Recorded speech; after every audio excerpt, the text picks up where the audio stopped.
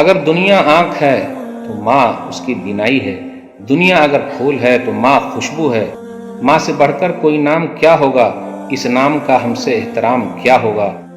دکھ دے کر ماں کو کون سکھ پائے گا صاحب، یہی مرکز ہے سکون کا، یہیں سے راحت ملتی ہے۔ السلام علیکم ورحمۃ اللہ وبرکاتہ۔ الحمدللہ کفا وسلام علی عبادہ الذین اصطفیٰ، اما بعد، اعوذ باللہ من الشیطان الرجیم، بسم اللہ الرحمن الرحیم۔ وقضى ربک الا تعبدوا الا ایاہ وبالوالدین احسانا اما یبلغن عندک الکبر احدہما او کلاہما فلا تقل لہما اف ولا تنہرہما وقل لہما قولا کریما واخفض لہما جناح الذل من الرحمہ وقل رب ارحمہما کما ربیانی صغیرا۔ ناظرین اکرام، میں ثناء اللہ مدنی بمبئی سے آپ سے مخاطب ہوں۔ میں نے 2 آیتیں آپ لوگوں کے سامنے پڑھی ہے، سورہ اسراء سورہ نمبر 17 آیت نمبر 23 سے 24۔ آج میرا عنوان ہے بوڑھی ماں۔ دیکھ لیجئے، اپنے سماج کے اندر کچھ لوگ ایسے ہیں جو اپنے ماں باپ کو بے سہارا چھوڑے ہوئے ہیں۔ کچھ لوگوں نے اولڈ ایج ہوم میں رکھ دیا ہے، بوڑھی ماں کو بھی بوڑھے باپ کو بھی۔ بہت افسوس کے ساتھ کہنا پڑتا ہے، کیا کہا جائے، قرآن کریم میں اللہ تعالیٰ نے اپنی عبادت کے ساتھ ماں باپ کے ساتھ احسان کرنے کو جوڑ دیا ہے۔ 2 آیتیں میں نے پڑھی ہے۔ آپ کے رب کا فیصلہ یہ ہے کہ ماں باپ کے ساتھ احسان کیا جائے۔ جب دونوں بوڑھے ہو جائیں یا دونوں میں سے ایک بڑھاپے کو پہنچ جائیں، یاد رکھیے گا، جب 55 میں چلے جاتے ہیں تو بچپن میں چلے جاتے ہیں۔ اس لیے بوڑھے لوگوں کو غصہ بہت آتا ہے، جس طرح بچے لوگوں کو غصہ آتا ہے تو کیا کہنا، اف تک بھی نہیں کہنا ہے۔ چاہے ماں کیسی بھی رہے، باپ کیسے بھی رہے، اف تک بھی نہیں کہنا ہے۔ پھر اسی طرح ڈانٹ ڈپٹ نہیں کرنی ہے۔ پھر اسی طریقے سے ان کو جھڑکنا بھی نہیں ہے، بلکہ نرم گفتگو ان سے کرنی ہے۔ پھر اسی طریقے سے عاجزی کے ساتھ اپنے بازو کو جھکائے رکھنا ہے، اور اہم چیز ان لوگوں کے لیے دعا کرنا ہے، رب ارحمہما کما ربیانی صغیرا، میرے رب ان دونوں پر رحم فرما جیسا کہ بچپن میں ان دونوں نے ہماری تربیت کی ہے۔ بچپن کا حوالہ کیوں دیا گیا ہے؟ اس لیے کہ آدمی دیکھتا ہے اپنے بیٹے کو کس طریقے سے پالتا ہے، اپنے بچوں کو پالتا ہے، اسی طرح اس کے ماں باپ نے اس کو پالا ہے اور پوسا ہے۔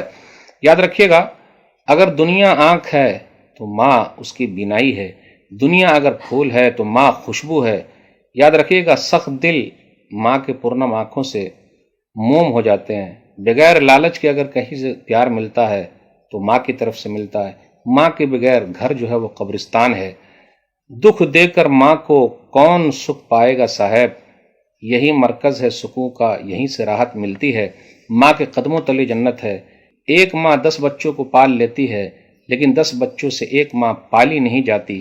ماں کے قدموں تلے جنت ہے۔ اپنے سماج میں دیکھ لیجئے، بہت سارے لوگ ہیں اپنی بیوی کی وجہ سے اپنے ماں باپ کو چھوڑے ہوئے ہیں، ماں باپ بھیک مانگ کے کھا رہے ہیں۔ سنن نسائی کتاب الجہاد حدیث نمبر 3104، معاویہ بن جاہمہ کہتے ہیں کہ جاہمہ نبی صلی اللہ علیہ وسلم کے پاس آیا اور کہا، میں جہاد میں جانا چاہتا ہوں۔ تو نبی صلی اللہ علیہ وسلم نے فرمایا، حل لک من ام، تیری ماں زندہ ہے؟ تو اس نے کہا، نعم، ہاں زندہ ہے۔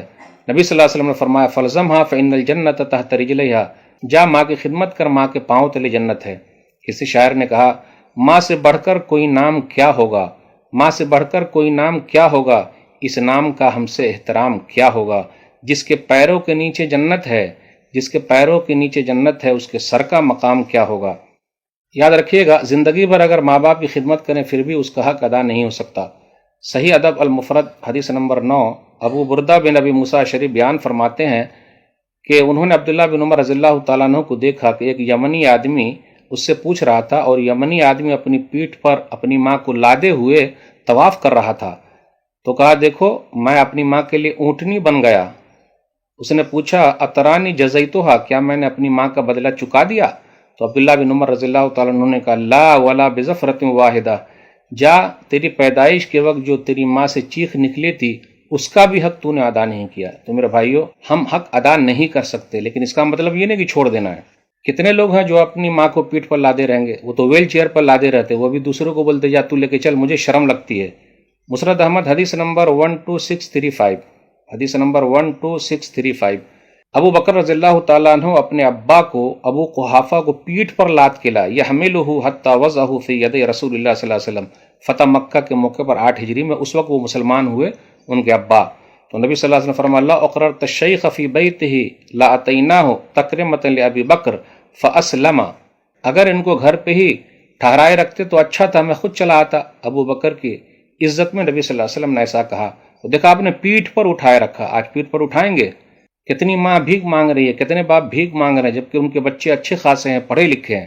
اب ایک سوال اور پیدا ہوتا ہے، ماں باپ پرانے خیال کے ہیں، اس لیے کہ ہم اور آپ جوائنٹ فیملی میں ہیں، بیوی سے پڑتی نہیں ہے۔ یاد رکھیے گا، ماں باپ کی خدمت اولاد کے ذمہ ہے، ماں باپ کی خدمت بیٹے کے بھی ذمہ ہے، ماں باپ کی خدمت بیٹی کے بھی ذمہ ہے۔ اگر بیٹی اچھی ہے تو ماں باپ کو لے جاؤ، اس میں کوئی حرج کی بات نہیں، بیٹا اچھا ہے تو ماں باپ کو رکھے، کوئی حرج کی بات نہیں۔ سورہ قصص سورہ نمبر 28 آیت نمبر 23، وَأَبُونَا شَيْخٌ کبیر، ہمارے ابا بڑے بوڑھے ہیں۔ ان دونوں لڑکیوں نے کہا تھا، موسیٰ علیہ السلام نے جب پانی پلا دیا، پوچھا تھا تو کہا تھا ہمارے ابا بڑے بوڑھے ہیں۔ اس سے یہ پتا چلا ماں باپ کی خدمت بیٹی کے ذمہ بھی ہے، اپنے یہاں کیا نہیں، بیٹے کے لیے کہ ماں باپ کی خدمت کرے نا۔ کچھ بھائیوں نے یہ بھی کہا، مولوی صاحب میری بیوی سے میری ماں کی نہیں جمتی، اب کیا کریں گے جبکہ دونوں نمازی ہیں؟ پرانے زمانے کی ماں ہے، نئے زمانے کی بیوی ہے، ایک طرف دیکھے تو ماں، دوسری طرف دیکھے تو بیوی۔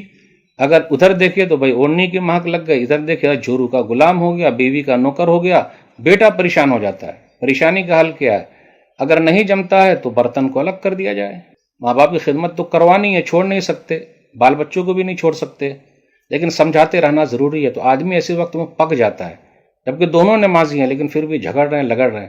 اصل میں کیا ہوا ہے کہ پرانے لوگوں کی تربیت ان کے ماں باپ نے صحیح طریقے سے نہیں کی ہے، تو گاہے بگاہے سمجھاتے رہیے، اپنی بیوی کو بھی بولیے، دیکھیں تو خدمت کرے گی تو مجھے ثواب ملے گا، میں کروں گا مجھے ثواب ملے گا، تو جنت کما رہی ہے، تیرا فائدہ ہے، تیری بہو بھی تیری خدمت کرے گی۔ اور بوڑھے لوگ تو جب 55 کے ہو جاتے تو بچپن میں چلے جاتے ہیں، سٹھیا جاتے ہیں، تو ذرا خیال رکھنا ضروری ہے۔ یاد رکھیے گا، بڑھاپے میں لوگوں کا سہارا بننا بہت اہم چیز ہے۔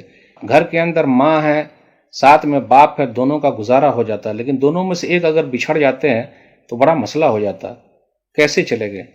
اس لیے جو چیز ہو رہی ہے اس کو ختم کیا جائے، ماں باپ کی خدمت کریں۔ اللہ ہم سب کو توفیق دے، آمین۔ والسلام علیکم ورحمۃ اللہ وبرکاتہ۔